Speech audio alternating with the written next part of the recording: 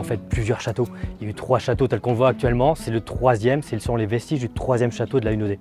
L'année dernière était une très belle année puisqu'on a fait plus de 25 600 personnes, presque 26 000. Le plafond de verre jusqu'à présent pour nous était 25 000, donc c'était une très belle année. Et on essaie de présenter des projets pour les enfants jusqu'aux personnes qui sont seniors, même s'il y a des difficultés à gravir certaines marches. Il y a quand même pas mal de marches au château, il y a 5 tours, mais on essaie de leur présenter des projets qui sont accessibles le plus possible à tout le monde, avec des multiples centres d'intérêt pour que le breton, le français, l'européen, l'international, pour qu'il ait envie de venir découvrir le lieu, de vivre un moment avec nous par la médiation, de ressentir cet espace qui est en rétro-littoral, qui est très particulier. C'est un château au milieu de nulle part, on nous dit, mais en fait dans un espace qui est environnemental, très agréable. En plus, il y a toujours le soleil, il y a un microclimat sur la Hunaudet, donc c'est toujours agréable de venir ici, nous rencontrer et passer un moment par une activité particulière, par un événementiel, ou simplement découvrir le lieu en tant que visiteur. Est-ce que vous avez réservé à quel heure?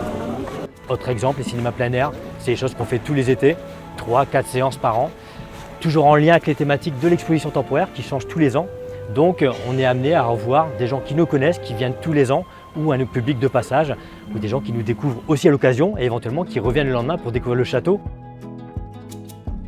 Vous voyez que c'est une zone verte complètement, donc travaillée par les agriculteurs et les paysans, mais qui est vraiment dans un monde très naturel et très environnemental. La forêt de la Hunaudet est à 2 minutes en voiture, à 2 km même pas d'ici, donc on a vraiment une faune et une flore qui est très importante et nous on vit avec et on a vocation à la préserver autant que faire se peut.